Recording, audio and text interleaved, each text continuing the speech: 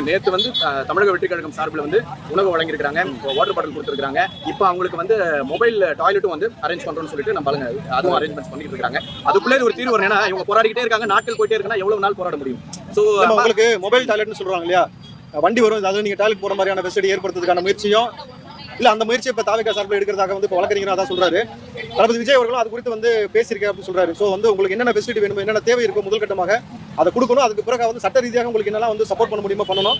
இன்றைக்கு பொருளாதார சூழல ரொம்ப பின்தங்கி இருக்கிறீங்க. இன்னைக்கு சாப்பாடுக்கான வழின்றது ஒரு விஷயம் இருக்குல்ல, தினம் சாப்பிடுறது, 3 வேளை தூங்குறது, இந்த கொசுக்கடியில் இருக்கிறது, இதெல்லாம் வந்து மறுபடியும் உங்களுக்கு ஒரு பெரிய ஒரு பாதிப்பு உடல் ரீதியாக ஏற்படுத்தணும் பொழுது இது அரசாங்கம் நீங்க ஏதோ வந்து மக்கள் வந்து ரோட்ல உட்காந்துருக்காங்க, 5 நாள் உட்காந்துருக்காங்க, 10 நாள் உட்காந்துருக்காங்க, அதுக்கப்புறமேட்டு ஆடு மாடு மாதிரி அடிச்சு துரத்தலாம் அப்படின்னு நினைச்சீங்கன்னாக்கா இதோட பின்விளைவு ரொம்ப மோசமானதாக கடுமையானதாக இருக்கும். ஏன்னா ஒவ்வொரு மக்களும் விளிம்புநிலை மக்கள். ஏன்னா என்ன கேட்குறேன்னாக்கா, விளிம்புநிலை மக்கள் வந்து சமூகத்தில் மேலே வரவே கூடாது. அவங்களுக்கு அவன் கஷ்டப்பட்டு 5-10 சம்பாரிச்சு மேலே வந்து ஒரு 10,000 ரூபாய் சம்பாரிச்சு ஒரு 20,000 வந்தாலும் மறுபடியும் 5,000 தள்ளுறீங்க இல்லை. அப்போ